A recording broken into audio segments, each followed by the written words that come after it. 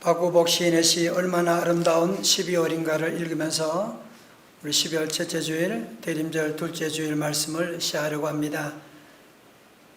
한 해의 끝에 서면 나이를 더하는 것이 아니고 새해를 맞는 것이다.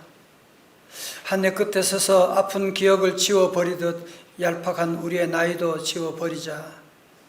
애당초 시작하면서 빈손 하나만 가지고 인생을 엮어갔듯이 다시 한번 어깨를 펴자. 우리에게 12월의 모습이 얼마나 아름다운가. 침몰하는 시간이 아니고 희망찬 내일을 바라보는 가장 높은 전망대처럼. 사랑하는 성도 여러분, 이 세상에는 두 종류의 사람이 있습니다. 한 종류의 사람은 과거의 추억을 먹고 사는 사람입니다. 또 한 종류의 사람은 미래의 비전을 먹고 사는 사람입니다. 여러분 어떤 사람이십니까? 우리 사랑하는 성도 여러분들은 지난날의 과거의 아픔도 있었고 좋았음도 있었지만 지난날의 과거에 아팠던 모든 추억을 지워버리고 12월이라고 하는 이 높은 전망대에 서서 다시 한번 오늘 예배 가운데 우리 주님이 주시는 비전을 바라보는 우리 온 성도들 다 되시기를 주님의 이름으로 축원합니다. 오늘 말씀은 우리 하나님이신 예수 그리스도께서 이 땅에 오셔서 처음으로 베푸신 기적이 바로 가나에서 있었던 혼인잔치에서 물로 포도주 만드신 사건입니다. 이 사건을 그냥 기적이라고 하지 않고 표적이라고 하는 이유가 무엇이냐? 표적이라고 하는 말은 영어로 사인이거든요. 고수도 들어가면 사인이 있는 것처럼 이 사인은 무슨 얘기하는 것이냐? 이 가나 물로 포도주 만든 사건은 옛날에만 일어난 것이 아니라 오늘도 누구든지 예수 그리스도를 구주로 믿는 개인과 가정에 동일한 역사가 일어날 수 있다고 하는 것을 우리에게 말씀하고 있는 것입니다. 오늘 본문의 가나 혼인잔치집은요, 예수님의 집안과 어떤 관계가 있는지 모르지만 하여튼 예수님의 어머니도 초청을 받게 됐어요. 예수님과 그의 제자들도 이 잔치집에 초청함을 받게 되었는데 1절에 보니까요, 시작. 사흘째 되던 날 갈릴리 가나에 혼례가 있어 예수의 어머니도 거기 계시고 또 예수와 그의 제자들도 혼례에 청함을 받았더니. 여기까지 참 좋았는데요, 한참 축제 분위기가 고조되고 있는 가운데 갑자기 돌발 상황이 발생했는데 그게 뭐냐? 3절에 포도주가 떨어진지라. 여러분, 유대 상황에서 역사를 보면 잔치집의 가장 핵심이 뭐냐? 포도주거든요. 이 포도주가 부족한 것이 아니라 포도주가 떨어졌다고 하는 것은 더 이상 잔치를 진행할 수가 없는 대형 사고가 일어났다고 하는 것이거든요. 그런데 하필이면 왜 결혼 잔치집일까? 왜 그럴까요? 아니, 적어도 다른 곳은 몰라도 결혼 잔치집만은 그래도 즐거워하고 기뻐하는 곳이어야 되는데 오늘 말씀 가운데 뭘 얘기하는 거예요? 결혼 잔치집에마저도 기쁨이 깨어졌다는 사실. 어쩌면 오늘 우리 사회를 여러분 돌아보게 되면 이렇게 하나님의 복 받았음에도 불구하고 곳곳마다 아우성치고 있는 갈등 가운데 있는 우리 주변의 모습을 보면서 어쩌면 혼인잔치의 집에 포도주가 떨어진 것처럼 오늘 저와 여러분의 가정에도 이런 정말 꼭 있어야 될 것이 떨어진 가정들이 얼마나 많이 있습니까? 아니, 내가 최선을 다해 준비했는데 예상치 않은 그런 상황이 일어나게 되는, 우리도 그럴 때가 많잖아요. 내가 나름대로 최선을 다해 준비했는데 결과는 전혀 예상치 못한 일이 일어나게 되는. 이제 반전이 시작되는데요. 3절에 보세요. 포도주가 떨어진지라. 예수의 어머니가 예수에게 이르되 저들에게 포도주가 없다 하니. 우리 잔치집에 영적으로 깨어있는 한 사람이 있는데 그가 누구냐? 예수님의 어머니 마리아였습니다.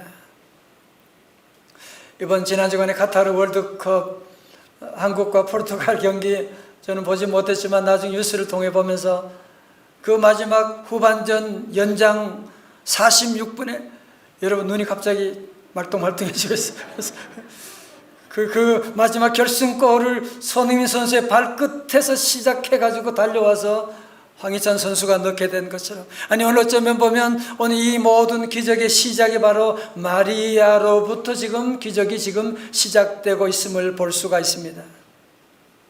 여러분 사실 우리도 그렇지만 문제 있는 곳에 가면 그냥 지나치고 싶잖아, 그죠?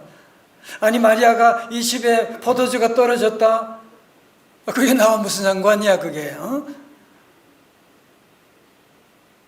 아니 마리아가 이 집에 포도주 떨어진 일에 관심 안 가져도 누가 비난할 사람도 없죠. 아니 도리어 관심 가지고 왜 그러냐고 물어본다면 당신이 뭔데 설치고 다니냐고 하는 그런 비난을 들을지 모르지만, 이 마리아는 이 집안의 위기 상황을 직시하게 되고 이 문제를 어떻게 하면 풀어갈 수 있을 것인가. 우리 교회도 그런 분들이 많이 계시잖아요. 가만히 있어야 되는데 가만히 있을 수가 없어가지고 움직이고 뭔가 도우려고 애쓰고 나가는 귀한 분들이 많이 계신데, 바로 마리아가 그랬던 것이고, 그런데 마리아는 이 문제를 풀어나가는 열쇠를 그는 알았는데 뭐냐? 이 문제 가운데 먼저 예수님께 부탁하는 겁니다. 예수님께 뭐라고요? 포도주가 없습니다 라고 기도하게 된 것이거든요. 자, 그런데 우리 예수님께서 전혀 뜻밖의 대답을 하신 거야. 4절의 말씀 찬양대 시작. 예수께서 이르시되 여자여 나와 무슨 상관이 있나이까? 내 때가 아직 이르지 아니하였나이다. 아멘. 아니 예수님이 어머니에게 아니 무슨 말버릇이 여자여 그러면 이게 무슨 나와 상관이 있습니까? 내 때가 이르지 않았습니다. 거절하는 거 아니에요 이거? 여러분 같으면 당장 섭섭하고 시험 들 수밖에 없잖아요. 지가 뭔데? 여러분 그렇지만 오늘 마리아는 이 위기 상황 가운데 예수님의 말씀을 들으면서 그것이 거절이 아니라 승낙이고 예수님이 지금 뭔가 이르시자 하시기를 원하고 계신 것을 알고 믿음으로 반응하기 시작한 것이거든요. 여러분 신앙은 뭐냐? 해석이에요. 여러분 인생을 행복하게 살아가려면 중요한 것이 해석이 중요합니다. 예를 들면 컵에 물이 반밖에 없다? 그 말도 맞아요. 근데 이 컵에 물이 반이나 있네? 무슨 차이? 해석의 차이죠. 오늘 마리아는 이 위기 상황 가운데 우리 주님이 거절하는 듯한 것처럼 보이지만 도리어 주님의 응답인 것을 그는 믿고 하인들에게 명령을 하지요. 5절에 그 어머니가 하인들에게 이르되 너희에게 무슨 말씀을 하시든지 그대로 하라 하니라. 오늘 성도 여러분, 이 아침에 우리가 잘 아는 말씀이지만 이 말씀 통해서 예수님이 기적을 베푸시는 세 가지 원리를 우리가 함께 배울 수 있기를 바랍니다. 첫 번째로 예수님의 기적은 우리의 무엇을 통해서? 믿음을 통해서 이루어집니다. 예수님 하나님의 아들이시니까 뭐 그냥 이룰 수 있지만 주님은 항상 복음서 여러분 기적을 다 보게 되면 공통점이 뭐냐? 우리들의 믿음, 내 믿음대로 될지어다 그러잖아요. 할 수 있거든요. 무슨 말이냐? 마가복음 9장 23절에 믿는 자에게는 능징하지 못할 일이 없느니라고 말씀하시고, 히브리서 11장 1절의 말씀도 뭐예요? 믿음은 바라는 것들의 실상이요 보지 못하는 것들의 증거라고 말씀하시고, 여러분 그러므로 우리 모두도 기적을 기다리는데 예수님의 능력이 없어서 모자라서 기적이 일어나지 않는 것이 아니라 우리가 믿음으로 준비되지 못했기 때문에 주님이 기적을 베풀고 있지 않는 것이거든요. 성도 여러분, 그렇다면 오늘 우리의 삶 가운데도 가나 혼인잔치 이런 놀라운 기적을 맛보기를 원한다면 더 이상 여러분의 생각, 여러분의 상상, 여러분의 철학을 내려놓으셔야 돼요. 오늘 현대인들은 자꾸 아는 게 너무너무 많아가지고 모든 일에 자기 고집이 자기 생각이 너무 많아, 자기 철학이 너무 많아가지고 여러분이 자기 철학을 믿고 고집해 보세요. 거기에는 아무런 기적도 일어나지 않을 것입니다. 세상의 논리들은 유명한 사람 얘기하는 것 너무 그럴듯해요. 그러나 거기서 끝이에요. 그 이상 기적은 없어요. 기적은 우리 예수님께서 베푸시는 줄로 믿습니다. 기적은 예수님 말씀에 있는 줄로 믿습니다. 그래서 우리 예수님께서는 이 기적의 재료로 저들의 믿음을 사용하셔서 믿음에 반응하는 자들 통해서 기적이 시작되는데요. 6절의 말씀 같이 읽어볼까요? 시작. 거기에 유대인의 정결 예식을 따라 두세 통 드는 돌 항아리 6이 놓였는지라. 우리 여기 두 번째 배우는 것은 예수님의 기적은 우리의 재료가 필요하다는 거예요. 우리의 재료가 또 필요하다는 거예요. 여러분, 예수님은 하나님의 아들, 능력의 주님이시니까 만약에 물로 포도주를 만들기 원하신다면 알아차차차 하고 기합을 넣어가지고 한순간에 바꿀 수도 있는, 그건 마술사들이 하는 것이고요. 자, 우리 한번 보세요. 여러분, 예수님 당시에 있었던 돌 항아리의 모습이 있어요. 여러분, 예수님 당시에 돌 항아리의 모습이 있는데요. 예수님 당시에 돌 항아리의 그 모습을 보게 되면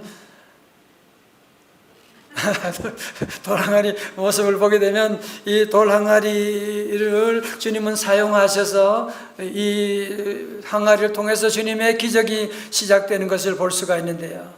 여러분, 그래요. 예수님은 베스다 들녘에서 그 5,000명이나 넘는 많은 사람들 기적을 베풀 때도 뭘 가져오라 그랬어요?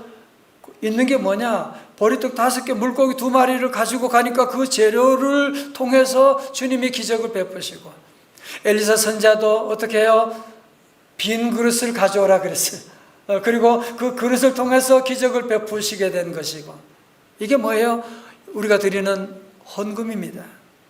우리가 정성껏 드리는 작은 예물이지만 주님은 그 예물을 통해서 세계 선교의 역사를 이루어 나가시는, 그래서 주님은 우리의 작은 재료들, 주님은 모세 보고 네가 가진 게 뭐냐? 지팡이밖에 없는데 오케이, 그 지팡이 가지고 기적을 행할 것이라고 말씀해 주셨고,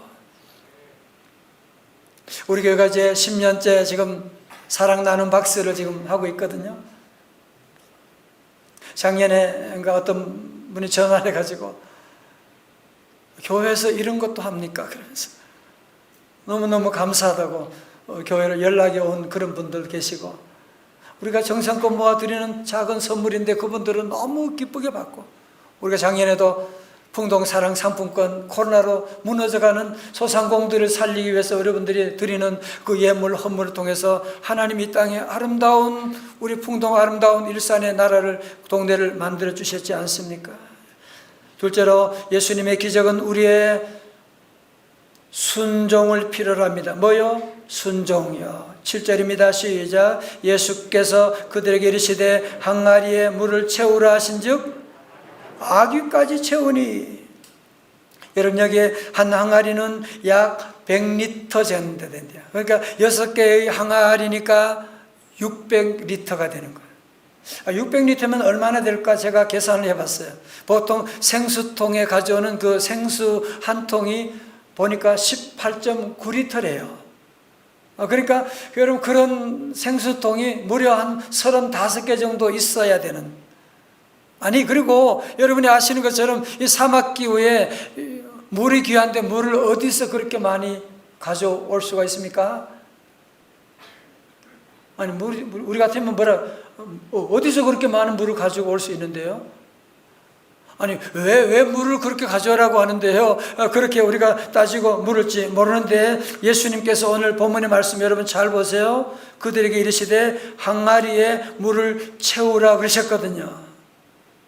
근데 그 하인들은 어떻게 했다고요? 어디까지 채웠다고요? 아귀까지 채우게 되는, 가득 채우게 되는, 넘치도록 채우게 되었다고 하는 사실을 우리에게 말씀하고 있습니다. 정말 너무 순수한 그 믿음, 순종하는 믿음 감동이지 않습니까? 그죠? 아마 우리에게 말씀하신다면 우리 가운데는 물을 채우라고 하면 아마 우리 안에 한 3가지 정도 반응이 있을 텐데, 어떤 사람은 그냥 어디서 물을 가져와서 그냥 적당하게 채우고 채웠는데요, 그런 사람에게는 적당한 기적이 나타날 거예요.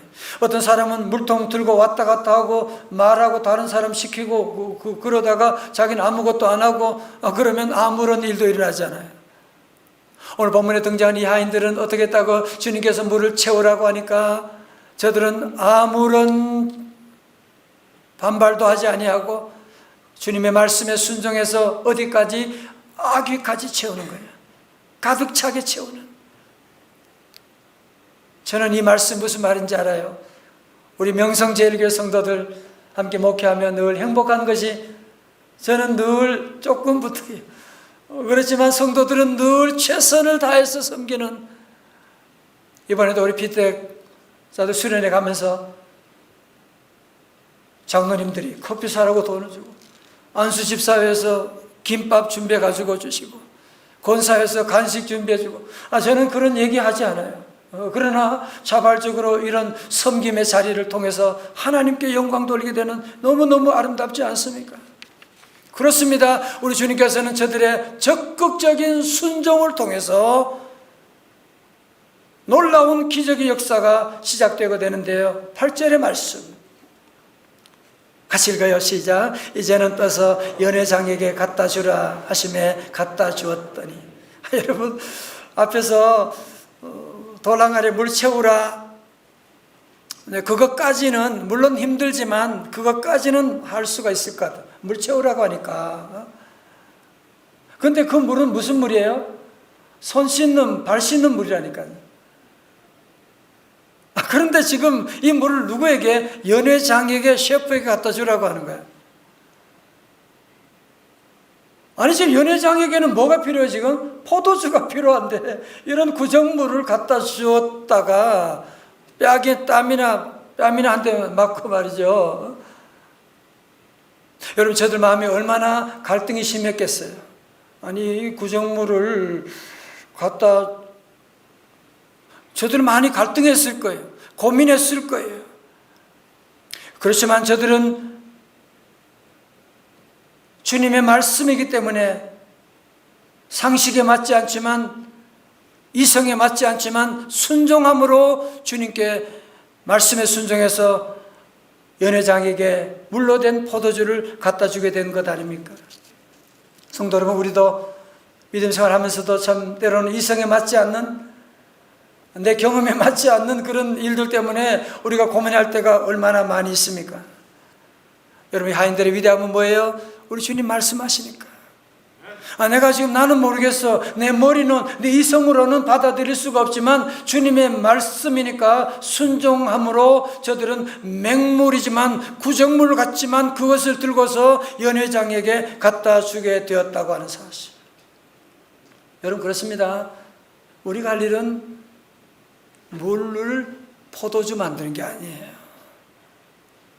우리가 할 일은 주님의 말씀 뭐든지 순종하고 나가면 우리 주님께서 기적은 주님이 베푸시는 거예요.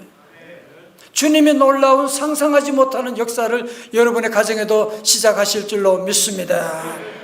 그래서 우리 모두는 늘 우리 이성에 맞지 않아도 주님 말씀하시면 아멘하고 순종하여 나갈 수 있기를 주의 이름으로 축원합니다. 자, 9절의 말씀 참 중요한데요. 이제 9절의 말씀, 오늘 설교 제목이 있는 말씀 9절입니다. 시작. 연회장은 물로 된 포도주를 맛보고도 났는지 알지 못하되 물돈 하인들은 알더라. 연회장이 신랑을 불러 아멘. 너를 본문 자세히 보게 되면 예수님께서 포도주를 갖다 주라고 하지 않았거든요. 물을 갖다 주는 거예요. 그냥 맹물을 들고 지금 연회장에게 가고 있는 겁니다.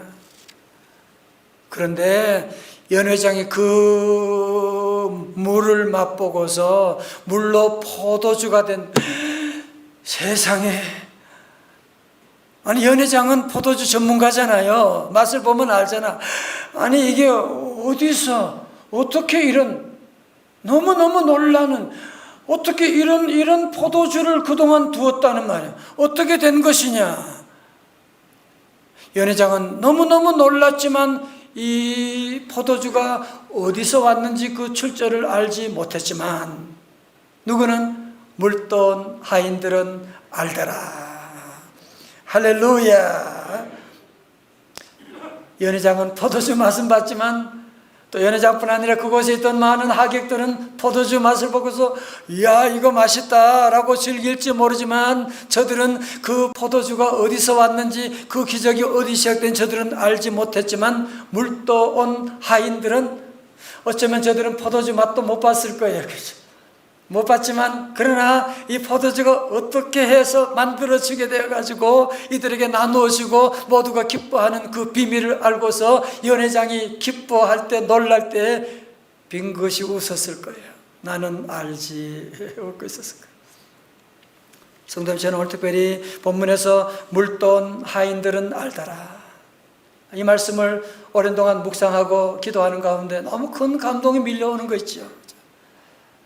어떻게 보면 그 옛날에는 이 말씀을 잘 보지 못할 때가 많았는데 아니 어떻게 보면 오늘 이 말씀의 클라이맥스가 어디냐 하면 이 말씀의 클라이맥스가 바로 물도 하인들이 물을 들고 가게 되는 그래서 놀라운 역사가 시작되는 물도 온 하인들은 알더라 이 말씀 여기가 바로 오늘 말씀의 클라이맥스가 아닌가라는 생각을 가지게 되었습니다. 여러분 사실 물도 온 하인들 이름도 없는 하인들이잖아요. 종들이잖아. 그 사람들이 무슨 대접받고 무슨 누가 알아주겠어요. 그죠? 아무도 알아주지 않는 삶이었죠. 여러분 그렇지만 이름도 없고 빛도 없는 그런 사람들이지만 예수님의 첫 번째 기적을 주인공 되는 그 역사의 시작을 함께하는 귀한 놀라운 체험을 한 주인공이 되었던 것이거든요. 여러분 그런 의미에서 보면 우리 교회나 우리 가정이나 세상은 다 그런 것 같아요.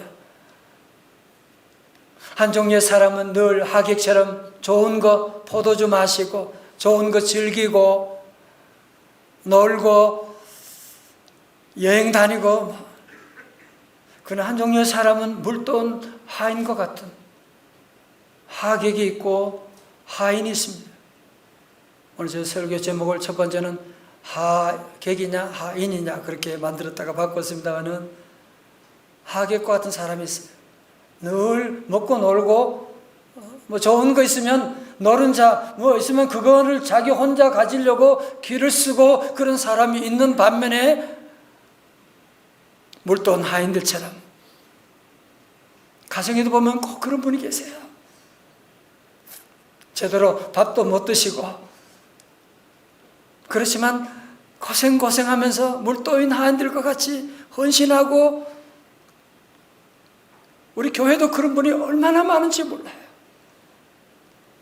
우리가 18년 역사 가운데 보면 정말 저는 따라갈 수 없는 귀한 성도들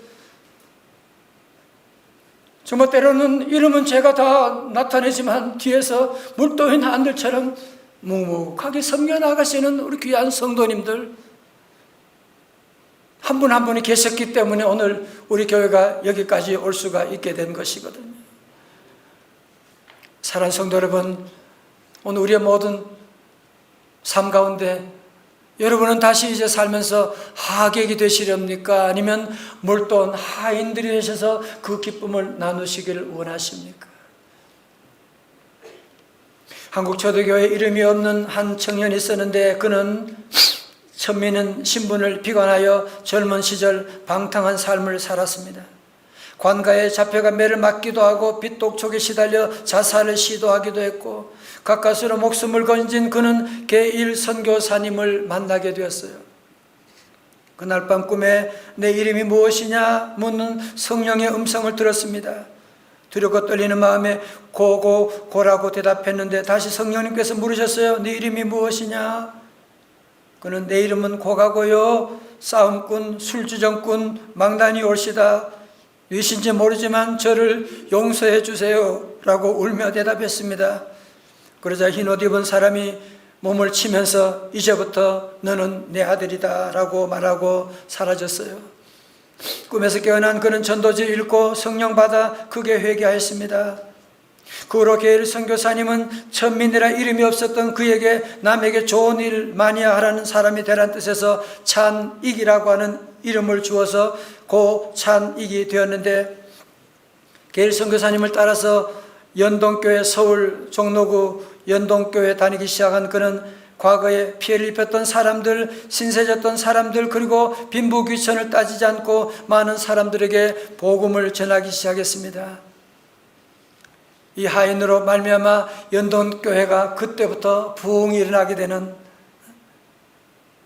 여러분, 그래서 서울 종로구 연동교회의 첫 번째 장로가 누구냐? 바로 이천민, 이름도 없던 사람, 고찬익이라고 하는 사람이 바로 연동교회 장로가 되고, 이 당시 당회장 목사님이 바로 게일 선교사님이셨던 것입니다. 게일 선교사님께서 물도온 하인처럼 정말 그 버려진 인생 천민이지만 그를 돌봐주고 사랑해주고, 그래서 믿음 안에 그가 고찬익이라고 하는 위대한 장로님이 되고, 고찬익이라고 하는 사람은 천민이지만 늘 곳곳마다 다니며 물도온 하인처럼 늘 순종하고 나가서 오늘의 연동교회 부흥의 초석을 이루게 되었다고 하는 사실입니다. 사랑하는 성도 여러분, 우리 교회 구석구석에도 물도온 하인들과 같이 너무너무 많은 분들이 계세요. 요즘은 다 직장 생활하자 맞벌이 부부들이 많잖아요. 요즘 청년들도요, 취업 준비하랴 직장 가서 초년생인데 우리 교회 구석구석에 우리 청년들이 얼마나 많이 헌신하고 있고, 많은 분들이 교회 학교에서 내 자녀를 볼 시간 없지만 남의 자녀들 믿음 안에 양육하는 분들, 찬양대로 식당에서, 카페에서, 방송실에서 토요일마다 화장실 청소하고, 여러분 이 큰 건물을 이름도 없이 빛도 없이 청소하는 분들이 또 계세요. 새벽마다 반주하시는 분, 전도하시는 분, 복음 전하는 우리 귀한 성도님들이 계셔서 오늘까지 우리 교회가 오게 되었고, 성도 여러분, 우리 삶 가운데도 오늘 이 말씀을 듣고 우리 성도들은 결단해야 됩니다. 내가 앞으로 포도주 많이 마시고 잘 노는 하객이 될 것이냐, 아니면 내 삶에 예수님처럼 물도온 하인들과 같은 삶을 살아갈 것인가. 오늘 말씀을 결론 맺으며 우리 두 가지를 우리 기억할 수 있기 바랍니다. 첫 번째로, 여러분의 삶 가운데 지금 가나 혼인잔치집만이 아니라 우리 집에도 포도주가 끊어졌는데요, 우리 집에도 행복이 다 떠나갔는데요, 우리 집에도 지금 재정이 바닥이 났는데요, 우리 집에 지금 건강이 이제는 다 질병 가운데 있는데요, 여러분 자녀 이제는 끝났다. 아닙니다. 오늘 이 말씀은 사인이라고 말씀드렸잖아요. 표적이라고 말씀드렸잖아요. 오늘 저희 집안도 마찬가지고 예수님 모시고 여러분이 주님 모시고 순종하고 나가면 여러분의 가정에도 다시 물이 변하여 포도주가 되는, 저주가 변하여 축복이 되는, 질병이 변하여 건강함이 되는, 막내 하나님 같은 자녀라고 할지라도 축복의 자녀가 되는 놀라운 역사가 시작될 줄로 믿으시기를 축원합니다. 두 번째로, 우리 성도들은 예수님 믿는 성도들이잖아요. 예수님이 하신 그 뒤를 따라 이름도 없이 주님 빛도 없이 우리 주님은 십자가의 길을 걸어가셨는데, 물도온 하인들은 알더라. 다른 사람 모르지만 물도온 하인들이 아는 그 기쁨 있잖아, 그죠? 찬양을 듣는 기쁨도 있지만 찬양하는 기쁨이 또 있지 않습니까? 섬기는 그 받는 기쁨도 있지만 섬기는 기쁨이 얼마나 큰데, 여러분 우리 교회만이 아니라 여러분의 가정에서도, 집안에서도, 회사에 가서도 안 알아주면 어때? 월급 적게 주면 어때? 하나님이 아시는데, 하나님이 나와 함께 하는데, 어디 가든지 물도온 하인들처럼 조용히 곳곳마다 물이 변하여 포도주가 되는, 어느 누가 알아주지 않아도 예수님이 계시잖아요. 주님의 손잡고 물이 변하여 포도주를 만드는 기적의 삶의 주인공 되시기를 주님의 이름으로 축원합니다. 이번 12월에 다시 한번 예수님과 함께 새로운 축제를 시작하시기를 주님의 이름으로 축원합니다. 오늘 말씀에 나오는 하인들만이 아는 행복이 있어요. 하객들은 전혀 알 수 없는 행복인데 너무 아름다운 좋은 찬송 함께 하기를 원합니다. 행복이라는 찬송인데요, 이 찬송은 우리가 잘 아는 찬송 있잖아요. 그 많이 불렀던 은혜, 당연한 것 아니라 은혜였어. 그 찬송 부르는 그 만드신 손경민 목사님이신데 우리가 한번 꼭 모실 거예요. 근데 그 목사님이 만든 찬송의 제목도 행복이에요. 아마 처음 듣고 계시긴 한데 조금만 들으면 여러분이 금방 따라할 수 있고 가사가 참 너무 좋아요. 화려하지 않아도 정결하게 사는 삶. 화려하지 않아도 하인이 그잖아. 가진 것이 적어도 감사하며 사는 삶. 내게 주신 작은 힘 나눠주며 사는 삶.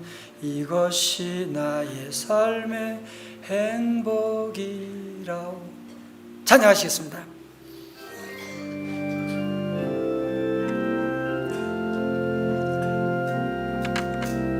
화려하지 않아도 정결하게 사는 삶. 가진 것이 적어도 감사하며 사는 삶.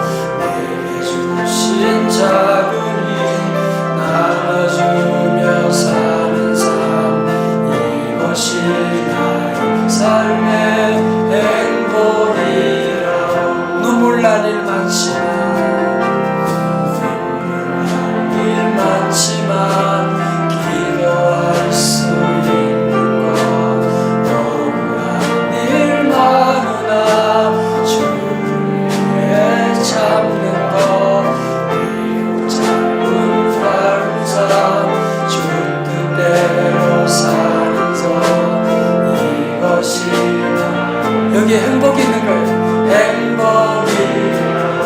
이것이 행복. 할렐루야. 이것이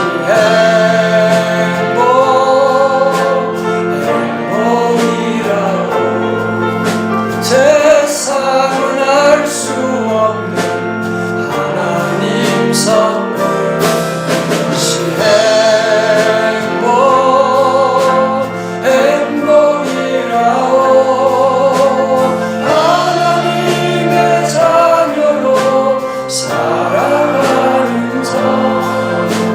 이것이 행복이라. 다시 한번 하시겠어요? 이것이 행복이라. 세상은 알 수 없는 하나님 선물. 이것이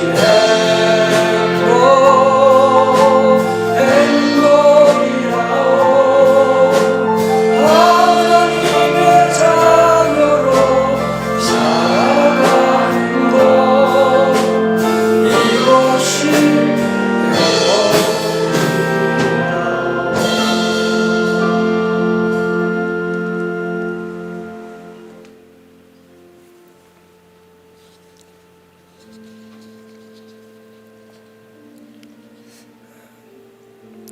아버지 하나님, 우리 가정에 행복이 끼어졌고 건강이 끼어졌고 재정이 바닥이 났고